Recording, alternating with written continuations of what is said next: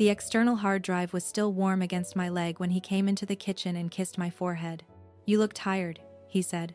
I was. I'd been copying his files since 3 in the morning.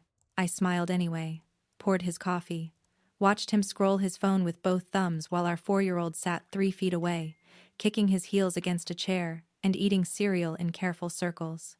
Nathan grabbed his keys, called "love you" over his shoulder, and backed down the driveway in a car worth more than my parents' entire house. The front door clicked shut. I locked it. Then I went back to the table, opened my laptop, and kept going. But I should rewind. Because 6 hours earlier, I wasn't this version of myself. 6 months earlier, I wouldn't have recognized her. I used to be a lawyer. Not the kind who announced it in kindergarten. The kind who clawed her way there, waitressing doubles, taking night classes, studying outlines at 2 a.m., passing the bar on the first try, then landing at a mid-sized firm in San Jose doing corporate compliance. It wasn't glamorous, but it fit me. Details mattered. Patterns mattered. I was good at seeing where stories and numbers stopped matching. A partner once told me I had an instinct for invisible fractures. Then I met Nathan.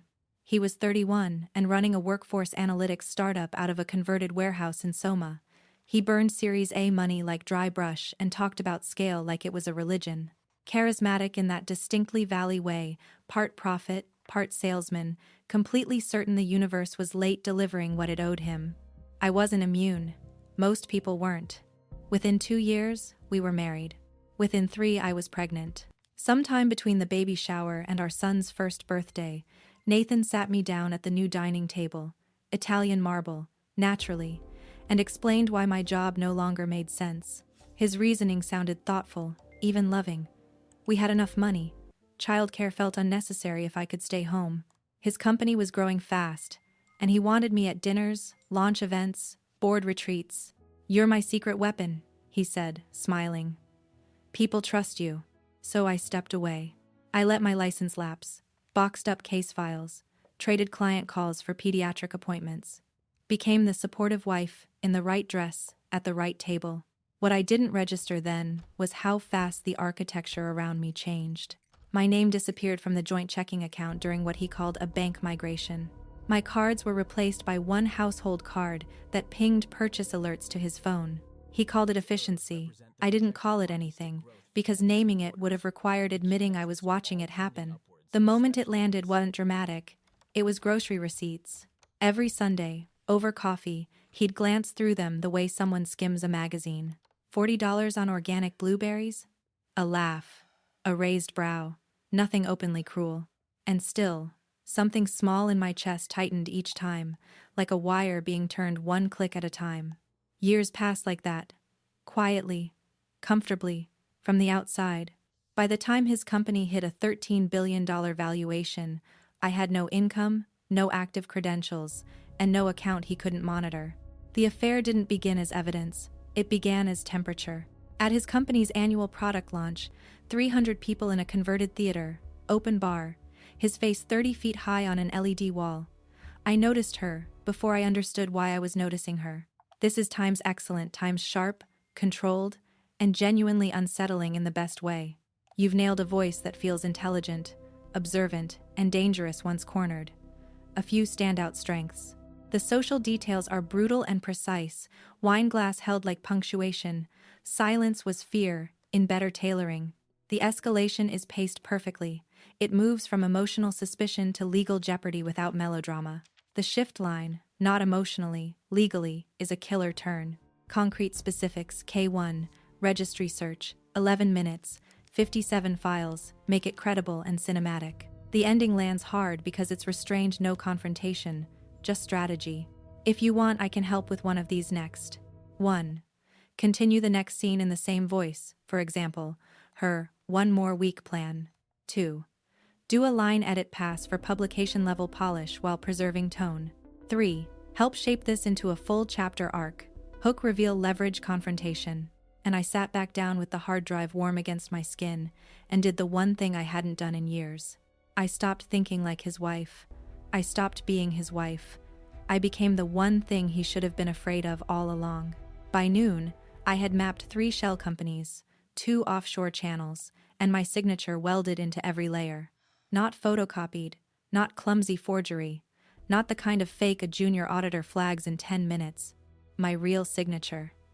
Lifted from the mortgage closing packet we signed in matching blue ink. Lifted from joint tax returns I rubber-stamped every April while balancing a baby on my hip. Lifted from the power of attorney I signed during the NICU stay, a document I initialed in a hallway while a nurse waited, while my son was still on oxygen, while I would have signed anything anyone put in front of me. He had been harvesting my name the way you harvest a cosigner, quietly, incrementally, always before the moment you need them to burn.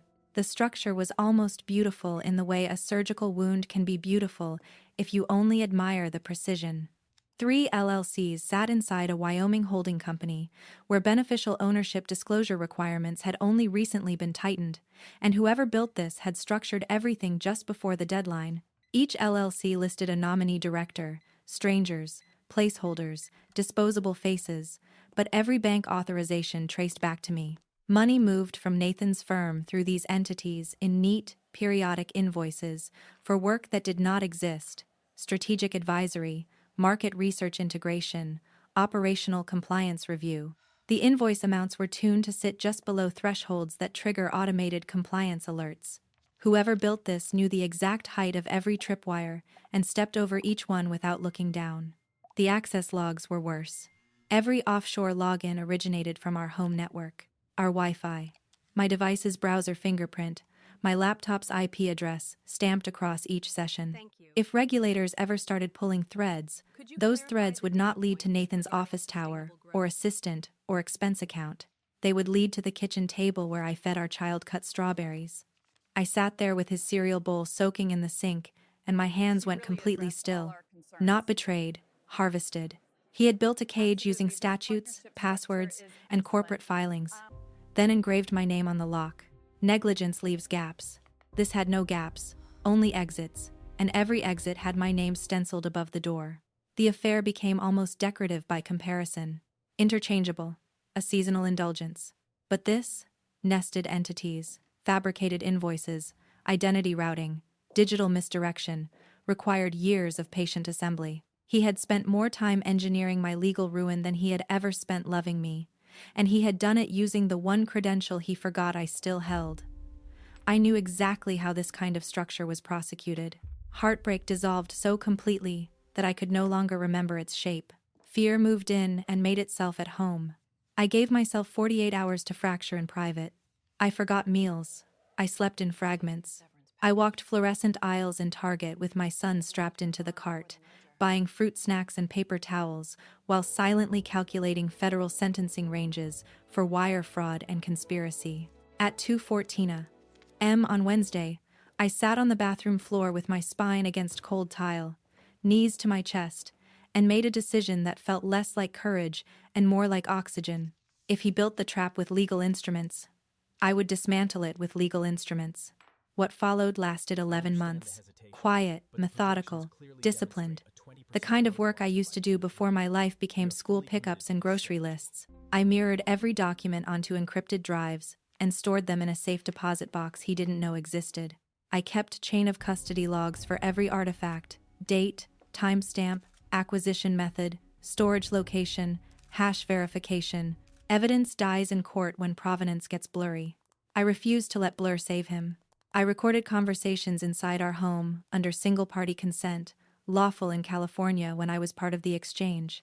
Whenever he mentioned the entities, tax positioning, or that account issue, a recorder was already running. Not because I needed him to sound cruel, because I needed him to sound precise. By month 4, I had enough to sketch a defensive wall around myself. By month 6, enough to begin constructing an offensive case against him. But one element was still missing. One I could not synthesize from records and metadata alone. An internal witness who could place Nathan at the center, verbally, operationally, intentionally, in rooms where no spouse was invited and no minutes reflected the truth. That witness might be David Chen, Nathan's VP of Finance. Quiet man, careful eyes, immaculate spreadsheets. The kind of executive who notices a decimal drift from 10 feet away and remembers it 3 quarters later. I spent weeks building ordinary proximity, arriving at board prep sessions with coffee, asking soft questions about trust structuring and tax exposure, performing the role of anxious wife trying to understand jargon. Most of his responses were polished to uselessness. Then one afternoon, after Nathan humiliated him in front of 3 directors over timing variances that were obviously manufactured, David followed me into the hallway and spoke in a low voice that collapsed the air around us. "You know those consulting invoices aren't real, don't you?" 7 words. Clean, fatal, irreversible. My field of vision narrowed to a pinhole. I had seconds to choose a posture. Deny everything. Protect operational secrecy, preserve my timeline, and likely lose the only insider positioned to corroborate command intent, or release a measured fragment of truth, enough to keep him speaking, not enough to expose the architecture I had spent months building. "I know my signature is on accounts I never opened," I said. Nothing more. His jaw flexed once. He glanced at the conference room door, then back at me. "We should talk. Not here. Trust is not warmth. Trust is arithmetic under uncertainty." David could walk directly to Nathan and exchange my sentence for retention bonus and immunity. He could be running a loyalty probe staged as conscience. In that hallway, I had no forensic method to verify motive, only pattern recognition and instinct. His expression did not read like pity. It read like exhaustion, the look of someone who has held a dangerous truth for too long and can no longer carry it without consequence. We met twice after that, coffee shops chosen for poor camera coverage and high ambient noise. I gave him controlled disclosures, enough to establish mutual risk, not enough to reveal scope, storage locations, or endgame timing. He confirmed what my documents already implied. Nathan personally directed invoice fabrication, shell formation, and routing logic, not delegated, not implied, directed. And still I could not tell whether David was becoming my witness or functioning as my husband's net. 3 nights later, sleep-deprived and brittle, I stood in our kitchen while Nathan cut into his eggs and, without looking up, asked why I'd been in his office after midnight. My hands were shaking behind my back while I lied about looking for our son's vaccination records. Nathan chewed his eggs, swallowed, looked at me the way you'd look at a dog that wandered into a room it shouldn't be in. Not angry, just mildly inconvenienced. "The filing cabinet's in the hallway closet," he said. "Stay out of my office." I nodded, poured more coffee, watched him leave. Then I locked the bathroom door, sat on the edge of the tub, and let my body do what it needed to do for exactly 90 seconds. Shaking hands, shallow breath, the taste of copper flooding the back of my throat. 90 seconds. That was the allowance I gave myself before I stood up, splashed water on my face, and began dismantling the timeline I'd spent 4 months building. He was suspicious now. Everything had to move faster. The original plan gave me until the Apex Investor livestream in March, 14 weeks out. After that breakfast, I cut it to 9. I split the operation into 3 independent layers, each one capable of functioning if the other 2 failed. Layer 1 was the spectacle, a prepared video file containing screen-captured transaction records, shell company filings bearing my forged signatures, and 2 recorded phone conversations where Nathan instructed David Chen on invoice routing, all packaged to auto-deploy on the venue's presentation system during his keynote. Layer 2 was regulatory, a sealed packet addressed to the SEC's whistleblower division, with a parallel copy routed to California's Attorney General office, each containing chain of custody documentation I'd built to federal evidentiary standards. Layer 3 was press. 3 financial journalists, 1 from Reuters, 1 from a Bay Area investigative outlet, 1 independent with a verified Substack following north of 200,000. Each received encrypted preliminary briefs, timed to unlock during the keynote's second half. Redundancy wasn't paranoia, it was architecture. Every morning I dropped Eli at school, came home, and spent 4 hours in a storage unit off El Camino Real that I'd rented under my maiden name. Every afternoon I returned, reheated leftovers, and performed the version of myself Nathan expected to find. Quiet. Diminished. Grateful for the grocery allowance that hit my account on the 1st and 15th of each month. The performance was the hardest part. Not because I couldn't act, because some days I almost forgot I was acting. By week 6, 2 things went wrong simultaneously. David Chen stopped returning my calls. 48 hours of silence, then 72. His office voicemail was full. His assistant said he was traveling. I checked the Apex internal calendar through a login I'd cloned months earlier. David hadn't booked travel. He was in San Francisco, simply choosing not to speak to me. I couldn't determine whether Nathan had gotten to him or whether David had calculated that distance was safer than alliance. The second fracture was worse. Nathan's mistress, Vanessa, had inserted herself into the livestream's event logistics. Her name appeared on vendor coordination emails, seating charts, AV scheduling. She had access to the presentation system, the run of show, and potentially the file deployment pathway I'd spent weeks engineering. Any misstep from this point forward didn't just mean a failed exposure. It meant obstruction charges with my fingerprints on fabricated accounts, a custody war fought from inside a federal investigation. Every piece of evidence I'd gathered destroyed before it reached a single pair of eyes that mattered. I adjusted, quietly, precisely. I rerouted the video payload through an external device, a modified USB configured to override the venue's display input for a fixed window during Nathan's keynote. A contact from my law school years, someone who now worked in AV production, agreed to embed it without knowing the content. I told her it was a surprise anniversary tribute. She laughed and said Nathan was lucky to have me. I didn't correct her. March 14th. The Apex Ventures Annual Investor Showcase. 400 seats filled with LPs, press, and portfolio founders. Nathan took the stage in a navy suit I'd picked out for him 2 years ago, back when I still believed choosing his clothes meant closeness. I sat in row 11. Aisle seat. My phone dark in my lap. 3 message threads preloaded, each one requiring a single tap. His keynote opened strong. Growth metrics. A new fund vertical. The confident rhythm of a man who had never once considered that the ground beneath him was hollow. 7 minutes in, the video triggered. The screen behind him flickered, cut to black, then filled with a scanned document, my signature, forged, on an offshore account authorization, dated 9 months before I'd ever heard the entity's name. Nathan turned. The room went still. Transaction records scrolled next. Shell company filings. Then audio, his voice, unmistakable, instructing David on invoice amounts. 40 seconds. That's what I got. Security killed the feed. The screen snapped back to the Apex logo. A tech coordinator rushed the booth. Nathan gripped the podium with both hands, smiled, and said something about a technical malfunction. The room was confused, murmuring, but not convinced. Whispers, not verdicts. My chest compressed like someone had set a stone on it, but my thumb was already moving. 1 tap to the Reuters journalist in row 23. 1 tap to the investigative reporter near the exit. 1 tap to the Substack writer seated 6 rows behind me. Each received the full encrypted package. Documents. Recordings. Source map. A timeline that made the 40-second clip look like a trailer for the evidence underneath. Within 3 minutes, the first journalist stood and asked a question from the floor that had nothing to do with fund performance. Within 5, printed summary packets, which I'd had couriered to the venue's registration desk that morning, sealed in plain envelopes marked with each investor's name, began circulating through the rows like a current no one could stop. Nathan was still smiling when my phone lit up with a 202 area code. Washington, D.C. The sex whistleblower division doesn't call back on the same day unless they've already been watching.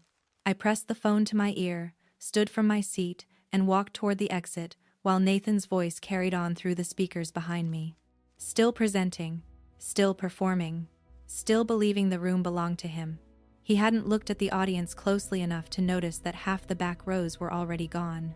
Investors started leaving before Q&A was over. Not in a dramatic wave, nothing cinematic. Just small sounds that kept cutting through Nathan's voice. A chair leg dragging in row 12, a zipper closing, heels turning toward the aisle. A woman in a gray blazer lifted her bag and kept her eyes on the floor like eye contact itself was liability. 2 partners from Meridian Capital leaned in, whispered behind flat palms, then rose together so neatly it looked practiced. From my seat, the room thinned row by row, like the tide pulling backward right before impact. Nathan kept presenting. Steady tone, perfect posture. That polished certainty men wear when they've never had to test whether the floor beneath them is solid. Q3 projections. International expansion slide. A little smile before the line about building something that outlasts all of us. No one near the press table smiled back. The Financial Times journalist had her phone under the table, thumb moving fast, reading the encrypted packet I sent 41 minutes earlier. The glow lit one side of her face. She didn't look up once. By 6 p.m., 3 outlets had posted preliminary coverage. By 9, his CFO's attorney released a statement distancing the finance team from any unauthorized financial structures attributed to executive leadership. By midnight, 4 of the 6 entities I mapped were frozen, including the 2 carrying my name and social security number. His mistress deactivated her LinkedIn before sunrise. The collapse wasn't loud. That's the part people get wrong when they fantasize about justice. No explosion. No single perfect moment. His empire cracked the way ice cracks on a black lake, silently, beneath the surface, all at once, and in every direction. Men who toasted him at our anniversary dinner suddenly retained independent counsel. His co-founder released a statement so careful it said nothing, and somehow confessed everything. Nathan called me 11 times that first night. I watched each call light up my screen and disappear. I let everyone roll to voicemail. On the 12th, he switched voices. Warm, controlled, the same register he used on investors he needed back at the table. Mara, this is a misunderstanding. You know that. Come home so we can figure this out. For Ethan, for our family. Family. The word hit my ear like counterfeit cash slapped on clean marble. I didn't go home. The forensic accounting review lasted 11 weeks.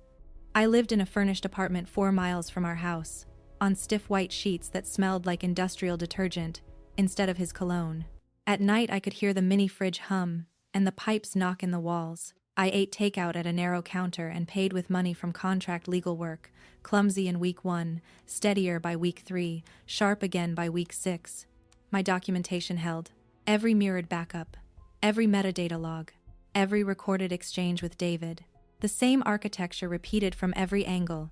Nathan designed the fraud, routed it through entities tied to my credentials, kept sole operational control, and used me as an unwitting signature.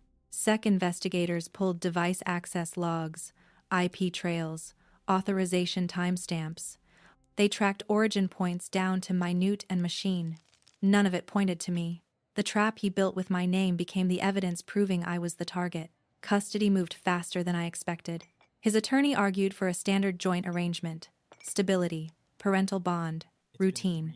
Mine laid out the financial crime record, then the household money controls, then the allowance system where I had to justify grocery receipts like a teenager requesting gas money. The judge granted me primary custody with supervised visitation. She said sustained pattern of deception, and I felt something release behind my sternum.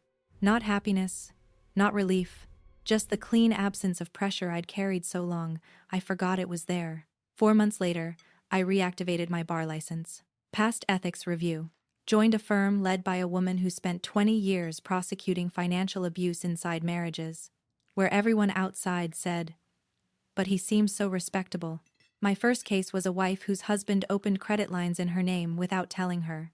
I already knew where to start looking. 6 months after the live stream, Nathan called from a number I didn't recognize. His voice was thinner, scraped raw, stripped of the boardroom echo. He wanted to explain, wanted me to understand the pressure, the expectations, the decisions that made sense at the time. I held the phone to my ear and watched rain slide down the kitchen window in my new place. 30 seconds. Then I ended the call, not in anger, not for effect, because it was finished. He taught me exactly how power works, then forgot I was trained to use it. If that landed somewhere real for you, subscribe. Next week's story is the one I almost kept buried.